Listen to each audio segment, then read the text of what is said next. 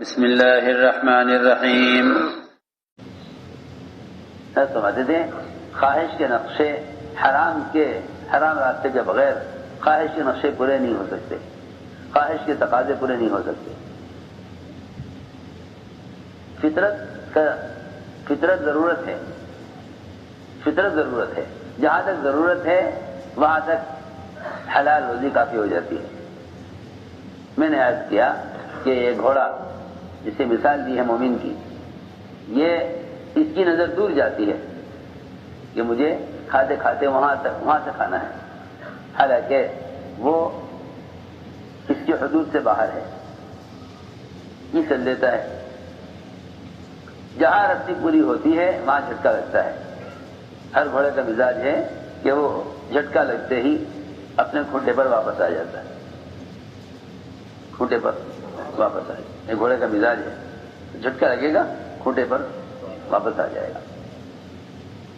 مومن وہ ہے کہ جب ہم اس کی تجارت میں، اس کی زراعت میں، اس کے سرمایہ داری کے نقشوں میں، اس کی کمائی کی شکلوں میں، قانون کی شکل میں، حکام کی طرف سے یا کسی بھی ذریعے سے کوئی حال لاتے ہیں تو یہ جھٹکا اس لیے ہوتا ہے کہ تم حکم کی طرف واپس آ جاؤ، حکم کی طرف واپس آ جاؤ. یہ اس کوشش میں لگا رہتا ہے کہ نہیں کسی طرح کوشش کرو.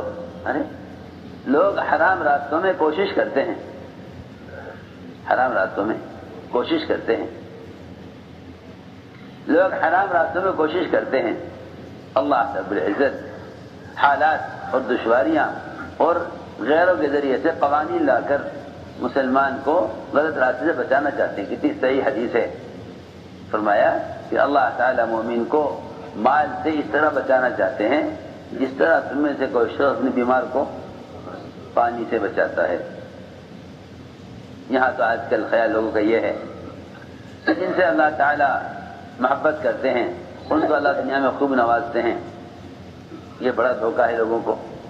لوگ دیکھتے ہیں ان کے حالات خراب ہیں، اللہ ان سے ناراض ہیں، ان کے حالات اچھے، اللہ ان سے راضی ہیں. حالانکہ حالات کے اچھا برا ہونے سے اللہ کی رضا اور ناراضگی کا کوئی تعلق نہیں. صحابہ کا فقر و فاقہ اور اللہ کے ساتھ رضا، اور اللہ کے دشمنوں کے مال و اسباب اور اللہ کی ان سے ناراضگی. تو ہم نے عرض کیا کہ یہ دو حدیثیں ایسی ہیں کہ اس سے مومن اور کافر کا فرق معلوم ہوتا ہے. ایک روایت تو یہ ہے جس میں اللہ تعالی مومن کے کاروبار میں، اس کی زراعت اور اس کی سرمایہ داری میں ناکامیاں لا کر، جھٹکے لا کر اس کو راستے کی طرف لانا چاہتے ہیں. دوسری بات یہ ہے کہ جب اس سے کوئی گناہ ہوگا، جب اس سے کوئی گناہ ہوگا تو گناہ عزو سے ہوگا. گناہ اس کے کسی عزو سے ہوگا، گناہ اس کے کسی عزو سے ہوگا، یا آنکھ سے یا پیر سے یا ہاتھ سے یا شرمگاہ سے. جب اس کے گناہ کا تعلق صرف انسان کے اعضاء سے ہے،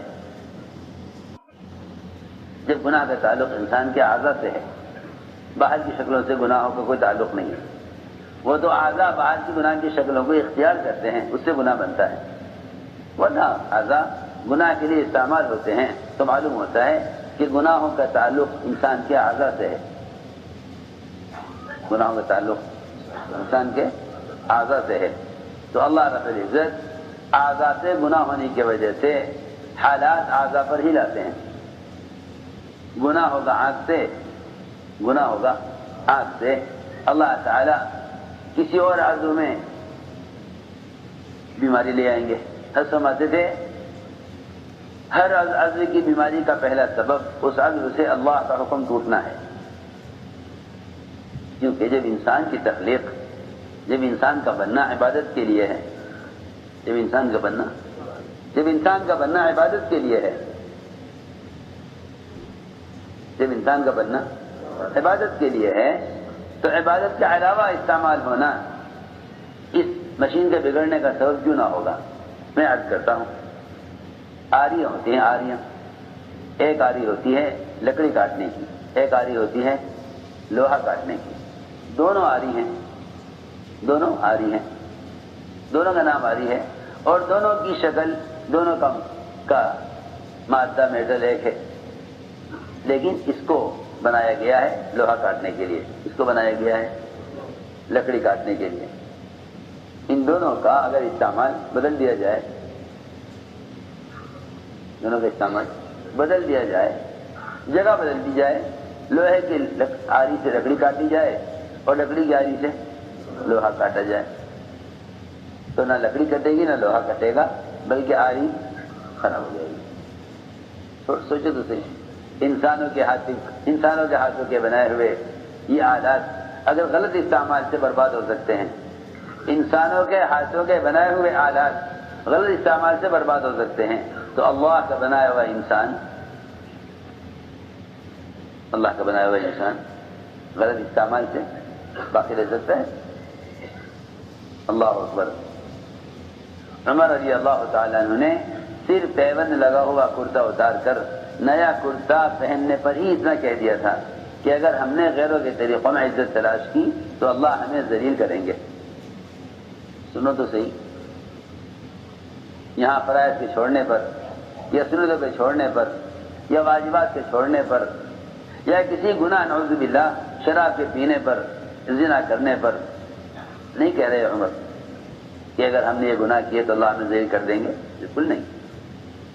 حضرت عمر رضی اللہ تعالیٰ عنہ یہ فرما رہے کہ اگر اس وقت میں پیوند والا کرتا یہ سوچ کر اتار دوں، پیوند کا کرتا یہ سوچ کر اتار دوں کہ بھئی وہاں کے لوگ پیوند والا کرتا دیکھ کر ذرا مجھے اچھا نہیں سمجھیں گے اور مجھے نیا کرتے میں ان کی نظر میں زیادہ اچھا لگوں گا، اس پر حضرت عمر نے یہ فرمایا تھا کہ اس کا مطلب یہ ہوا کہ ہم غیروں کی نظر میں خلاف سنت چل کر اچھا بننا چاہتے ہیں۔ یہ تھا اس کا خلاصہ، ہم غیروں کی نظر میں خلاف سنت چل کر اچھا بننا چاہتے ہیں۔ اس زمانے کے مسلمان غیروں کے سامنے ذلیل اس لیے ہو رہے کہ مسلمان غیروں کے طریقوں میں عزت تلاش کر رہا۔ وہاں تو صرف کرتے کے بدلنے پر ہی حضرت عمر نے یہ کہہ دیا کہ اگر میں اس وقت پیوند کا کرتا یہ سوچ کر اتار دوں، پیوند والا کرتا یہ سوچ کر اتار دوں کہ میں اس کرتے میں زیادہ اچھا لگوں گا، اس کا مطلب یہ ہوا کہ پھر وہ جو سنت ہے، پیوند والا کرتا پہننا جو سنت ہے، مجھے اس کرتے سے نفرت اور اس کرتے سے محبت ہو گئی، اور جب تمہیں سنت سے نفرت اور خلاف سنت چیزوں سے محبت ہونے لگے تو سمجھ لو کہ اللہ تعالی نے تمہیں ذلت میں ڈال دیا۔ یہ بات حضرت عمر رضی اللہ تعالیٰ نے اس وقت کہی جب ملک شام میں داخل ہوتے ہوئے عبد الرحمن بن عوف رضی اللہ تعالیٰ عنہ نے کرتا بدلنے کی رائے دی، اور میری کرتا بدل دیجیے، آپ کے کرتے پر اتنے پیوند ہیں وہاں کے لوگ ذرا اچھی نظر سے نہیں دیکھیں گے، چلو بھئی یہ ان کے مومنین ہیں، اتنے کرتے پر پیوند لگے ہوئے ہیں۔ حضرت عمر نے پہلے سے یہ فرمایا کہ عبد الرحمن تیرے علاوہ اگر کوئی نیا آدمی یہ بات کہتا تو میں سوچتا کہ بیچارہ اسلام میں بھی نیا ہے، کفر کے مزاج سے متاثر ہے، لیکن چلے جیسے پرانا آدمی یہ کہے کہ کرتا بدل دو، تو میں نے عرض کیا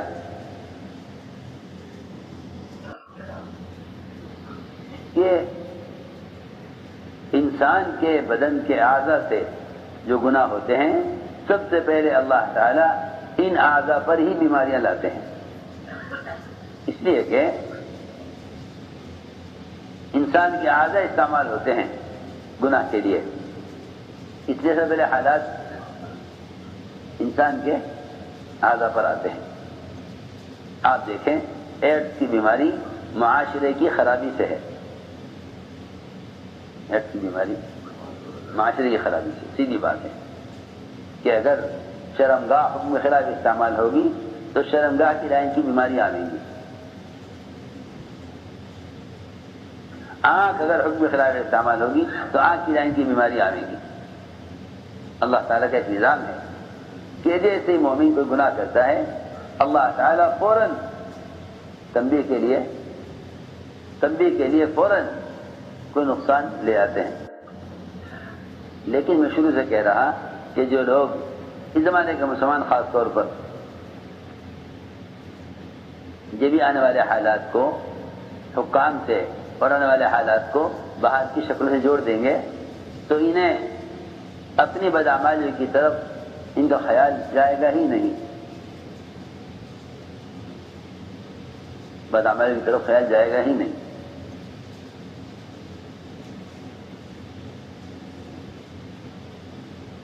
ایک صحابی کی نظر پڑی ایک عورت پر، اس نے فوراً کہا اسلام آ گیا، اسلام آ گیا. میں اس مت دیکھو، اسلام آ گیا، اسلام آ گیا کا مطلب یہ تھا اس عورت کا کہ پردے کا حکم آ گیا ہے. شاید تمہیں معلوم نہیں، تم کہیں باہر گئے ہوئے ہوں گے مدینے سے، تمہیں معلوم نہیں ہوگا کہ پردے کا حکم آ گیا. وہاں یہ بات نہیں تھی کہ ہاں بھائی معلوم ہے پردے کا حکم ہے مگر دیکھ رہے، یہ بات نہیں صحابہ میں. کیونکہ وہاں جو بھی علم آتا تھا وہ علم حکم کی شکل میں آتا تھا. ہمارے پاس جو علم ہے معلومات کی شکل میں ہے. ہمارے پاس جو علم ہے حرام حلال کا معلومات کی شکل میں ہے. صحابہ میں جو حکم آتا تھا وہ حکم کی شکل میں علم آتا تھا. وہ علم حکم کو علم کہتے تھے، ہم معلومات کو علم کہتے ہیں کہ ہاں معلوم ہے کہ نہیں. علم معلومات کے لیے نہیں ہے بلکہ علم تو حکم ہے. علم کیا ہے؟ حکم ہے. جی ہاں، علم حکم ہے. علم حکم ہے، معلومات کے لیے نہیں ہے. علم بطور حکم کے ہے. اس عورت نے یہ نہیں کہا کہ پردہ آ گیا، اس عورت نے کہا اس مرد دیکھنے والے سے کہ اسلام آ گیا. حالانکہ اسلام تو پردہ کا حکم آنے سے پہلے بھی تھا. وہ اللہ تعالیٰ کے ہر حکم کو اسلام کہتے تھے. وہ اللہ کے ہر حکم کو، ہاں دیکھو، وہ اللہ کے ہر حکم کو اسلام کہتے تھے. کیوں؟ اس لیے کہ اسلام سراسر اطاعت کا نام ہے. اس زمانے میں تو لوگ یہ سمجھتے ہیں کہ مسلمان کوئی قوم ہے اور اسلام کوئی کلچر ہے کہ آدمی اس طرح چاہے زندگی گزارے. حالانکہ اسلام اپنے آپ کو 100% اللہ کے احکام کے تابع کرنا اسلام ہے. اذ قال ربہ اسلم، یہ نہیں کہا کہ مسلمان ہو جاؤ، بلکہ یہ کہا کہ اپنے آپ کو 100% اللہ کے حوالے کر دو.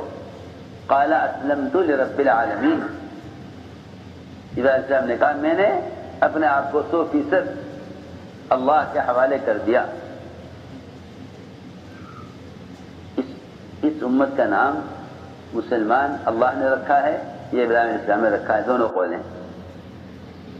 هو سماکم المسلمین، هو سماکم المسلمین، کہ تمہیں 100% اطاعت کرنے والا تمہارا نام تجویز کیا گیا ہے. یا اللہ نے نام رکھا ہے یا ابراہیم علیہ السلام نے نام رکھا ہے. کیونکہ جو ابراہیم علیہ السلام خود اپنے آپ کو 100% حکم کے حوالے کرنے والے تھے، انہوں نے ہی تمہارا نام دی. جیسے وہ خود تھے اطاعت کرنے والے، ایسا ہی انہوں نے اپنی امت کا نام مسلمان رکھا ہے. میں نے عرض کیا کہ 100% حکم کے حوالے اپنے آپ کو کرنا اسلام ہے. چنانچہ اس عورت نے کہا صحابی سے کہ اسلام آ گیا. ادھر اس پر نظر پڑی، ادھر دیوار سے سر ٹکرا گیا. اتنی سی بات. لوگ کہتے ہیں کہ میاں وہ تو اتفاق سے سر پھوٹ گیا. میں کیا بتاؤں، اس زمانے میں جتنے مسلمان پر حالات ہیں وہ ان حالات کو اتفاق سے کہہ کر گزر جاتے ہیں. اتفاق سے، یہ تو اتفاق سے ہوا ہے. اتفاق سے کہنا ہی دہریت ہے. اتفاق سے کہنا ہی دہریت ہے. کوئی چیز اتفاق سے نہیں ہوتی. یہ تو ہونا نہیں تھا، اتفاق سے ہو گیا.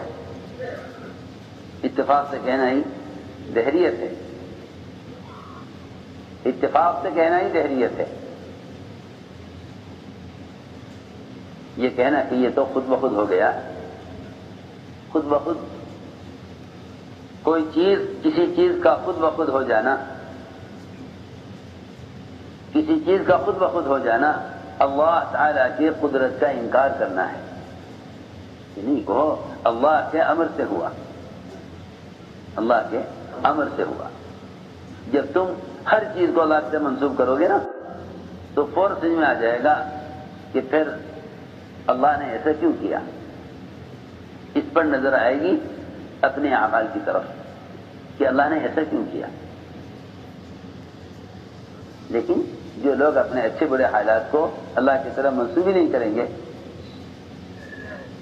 ان میں دو خرابیاں پیدا ہو جائیں گی. ایک تو اچھے حالات میں وہ اسباب کا اور اسباب والوں کا شکریہ ادا کریں گے، اسباب کا اور اسباب والوں کا شکریہ ادا کریں گے. میں آپ سے سچی بات کہہ رہا، مسلمان زمین کے تشکر پر آ جائے گا. مسلمان زمین کے تشکر، بہت توجہ سے بات سننا، مسلمان زمین کے تشکر پر آ جائے گا کہ بھائی زمین کا شکریہ ادا کرو کہ زمین غلہ دے رہی ہے. مسلمان سے کہا جائے گا کہ بھائی آؤ تم بھی ہمارے ساتھ مل کر، تم بھی ہمارے ساتھ مل کر زمین کا شکر ادا کرو کہ زمین غلہ دے رہی ہے، ہمیں پال رہی. کہ نہیں، تم زمین کی بات کر رہے، ہم تو اللہ کے غیر کا تشکر ہی نہیں مانتے. ہم تو یہ بھی نہیں کہتے کہ بھائی ملائکہ کا شکریہ کہ ملائکہ نے مدد کر دی. کہ نہیں، ہم تو شکر کی نسبت صرف اللہ کی طرف کرتے ہیں. شکر کی نسبت صرف اللہ کی. سنو میری بات توجہ سے، شکر کسے کہتے ہیں؟ شکر کہتے ہیں سارے بدن کے اعضاء کو اللہ کی اطاعت میں تھکانا. سارے بدن کے اعضاء کو اللہ کی اطاعت میں تھکانا، اس کو شکر کہتے ہیں. سارے بدن کے اعضاء کو اللہ کی اطاعت میں تھکانا، اس کو شکر کہتے ہیں. ہم حیران ہیں، انسان کا سارا بدن وہ نعمتوں سے فائدہ اٹھاتا ہے، نعمتوں سے فائدہ اٹھاتا ہے، سارا بدن نعمتوں سے فائدہ اٹھاتا ہے. شکر کون کرتی ہے؟ شکر کرتے ہیں زبان سے. سوچو تو صحیح، کتنی بڑی بے انصافی ہے. سارا بدن نعمتوں سے فائدہ اٹھاتا ہے، شکر کرتے ہیں زبان سے. شکر کرتے ہیں زبان سے. اگر آپ کا کوئی کام ہو اور 4 آدمی مل کر آپ کا کام کریں تو آپ ہر آدمی سے الگ الگ شکریہ ادا کرنے جائیں گے. جی ہاں، کہ ان کا بھی شکریہ ادا کرو. دیکھو ان کو بھی جا کے کہو، جائے ان کے پاس بھی چل کے جاؤ، ان سے بھی کہو کہ جی آپ کا شکریہ، آپ نے یہ کام کر دیا. سارے بدن کے اعضاء نعمتوں سے فائدہ اٹھاتے ہیں اور سب کی طرف سے زبان شکریہ ادا کریں. کتنی بڑی بے انصافی ہے. جب سارا بدن نعمتوں سے فائدہ اٹھا رہا تو بدن کے ہر عضو کو چاہیے کہ اللہ کا شکر ادا کرے. بدن کے ہر عضو کو چاہیے کہ وہ اللہ کا شکر ادا کرے. بدن کے ہر عضو کو چاہیے کہ اللہ کا شکر ادا کرے.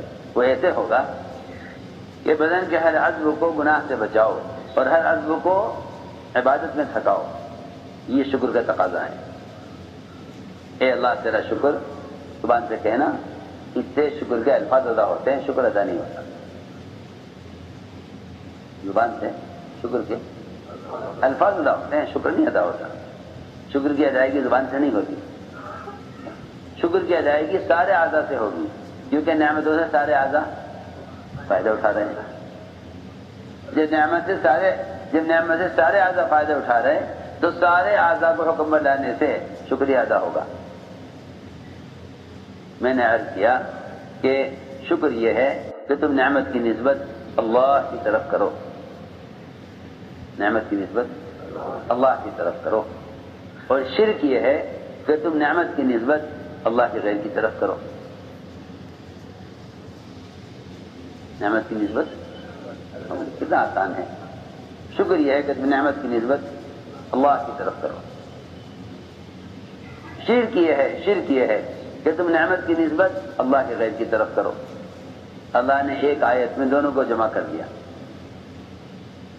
شاکر اور مشرک. شاکر اور مشرک ایک قرآن کی آیت میں دونوں کو الگ الگ بیان کر دیا کہ شاکر کون ہے، مشرک کون ہے.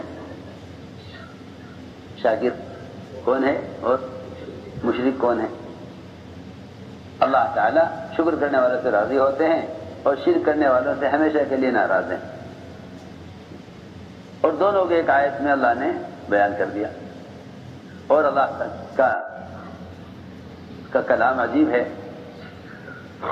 کہ ایسی حالت کو بیان کیا جس میں انسان کو خیال ہی نہیں آ سکتا اس بات کا کہ میں اس وقت اللہ کا شکر ادا کروں یا مخلوق کا شکر ادا کروں.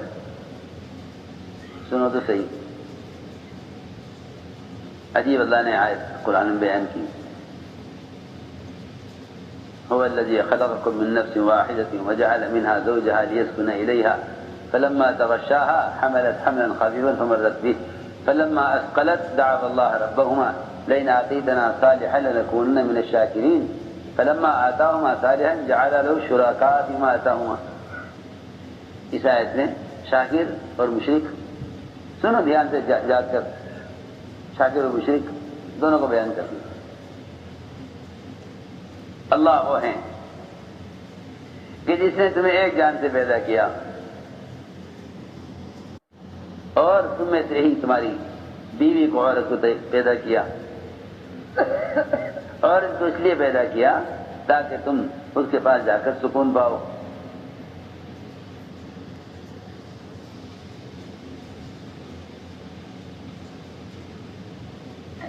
فلما تغشاها، جب یہ عورت سے ملتا ہے تو اس کے ملنے پر اللہ کے حکم سے ہلکا سا حمل ٹھہر جاتا ہے. حملت حملا خفیفا، ہلکا سا حمل ٹھہر جاتا ہے. اسے خبر بھی نہیں ہوتی اتنا ہلکا سا حمل ہوتا ہے. وہ گھر کے کام کاج میں پھرتی رہتی ہے، گھر کے کام کاج میں عورت پھرتی رہتی ہے. فلما اثقلت، جب حمل بھاری ہو جاتا ہے اور بچہ ہونے کا وقت قریب آتا ہے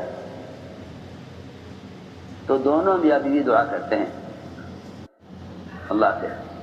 دونوں میاں بیوی اللہ سے دعا کرتے ہیں کہ اللہ اگر تو نے یہ بچہ عافیت کے ساتھ، سہولت کے ساتھ پیدا کر دیا تو ہم تیرا شکر ادا کریں گے،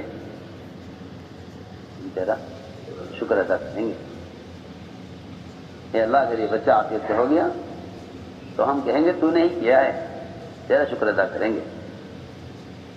فلما آتاہما صالحا، اور جب ہم انہیں بچہ اپنی قدرت سے اس تنگ راستے سے نکال دیتے ہیں تو یہ ہمارے کیے ہوئے میں ہمارے غیر کو شریک کرتے ہیں. جی ہاں، آپ دیکھو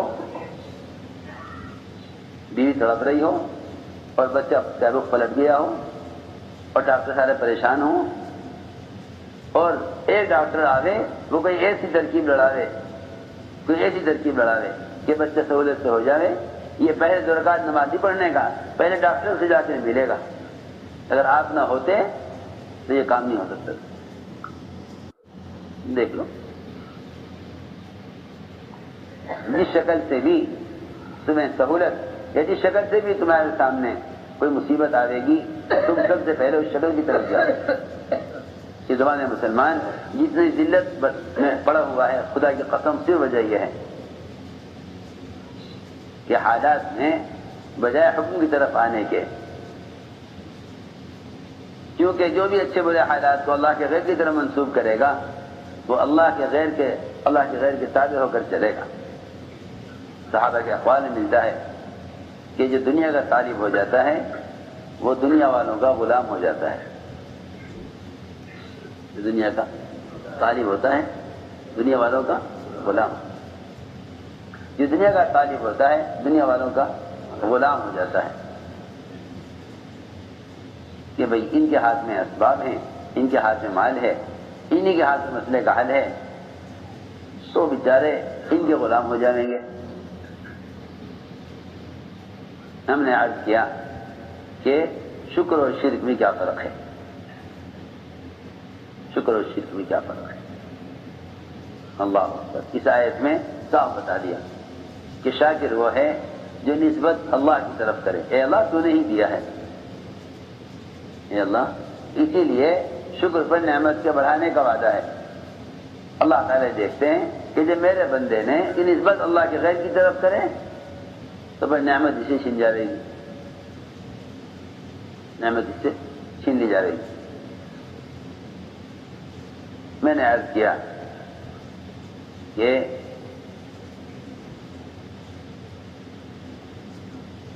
اچھے برے ہر قسم کے حال کو اللہ کی طرف منسوخ کرو، اللہ کی طرف منسوخ کرو، یہ شکر ہے۔ حضور اکرم صلی اللہ علیہ وسلم کو اللہ نے ایک نعمت یہ دی، آپ نے لمبا سجدہ کیا، لمبی نماز پڑھی۔ حضرت عائشہ نے فرمایا کہ جب اللہ نے آپ کے سارے گناہ معاف کر دیے تو آپ اتنی کوشش کیوں کر رہے؟ فرمایا افلا اکون عبدا شکورا، کہ میں اللہ کا شکر گزار بندہ نہ بنوں۔ معلوم ہوتا ہے کہ عبادت کی کثرت یہ شکر کا راستہ ہے، عبادت کی کثرت یہ شکر کا راستہ ہے۔ شکر کا مطلب ہی یہی ہے کہ تم اس کی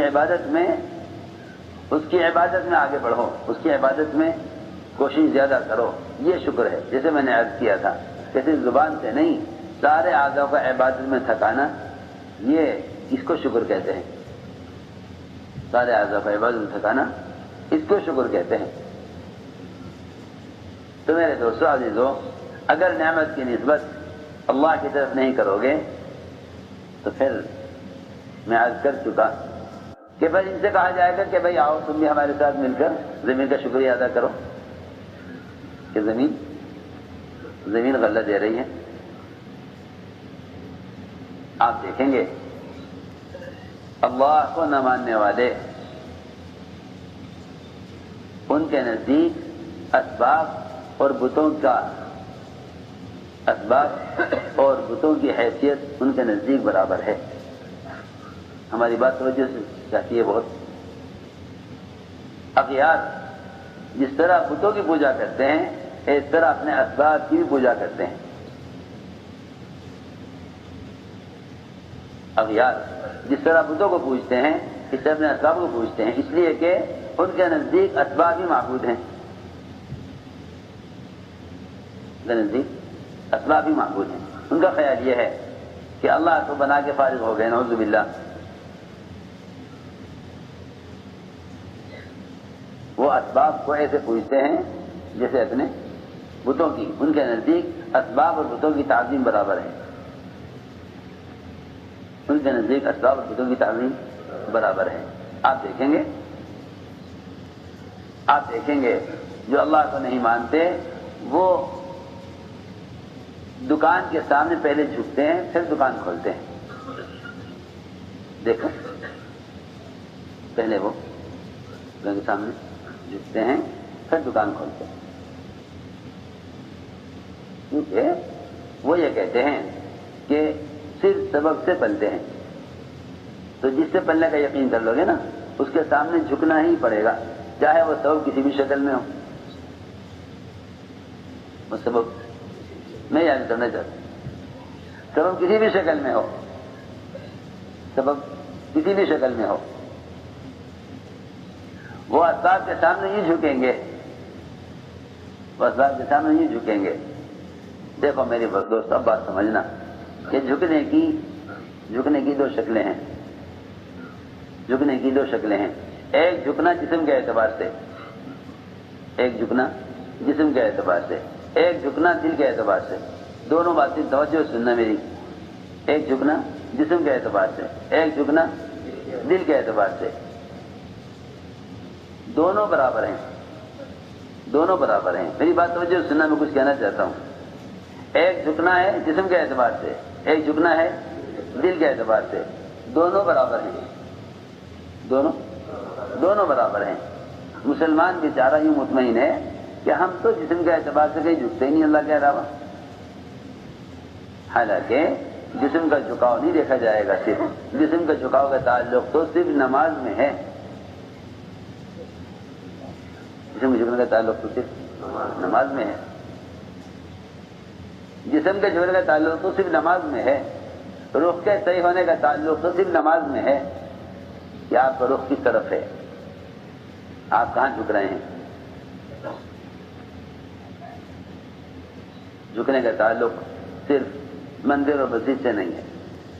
میں کچھ کہنا چاہتا ہوں، یوں مسلمان مطمئن ہے کہ الحمدللہ کے غیر گھر میں جھکتے نہیں، میں کچھ کہہ رہا ہوں، جھکاؤ کا تعلق صرف بدن سے نہیں ہے، جھکاؤ کا تعلق صرف بدن سے نہیں ہے، بلکہ 24 گھنٹے کی زندگی میں دیکھا جائے گا کہ تمہارے دل کا جھکاؤ کس طرف ہے۔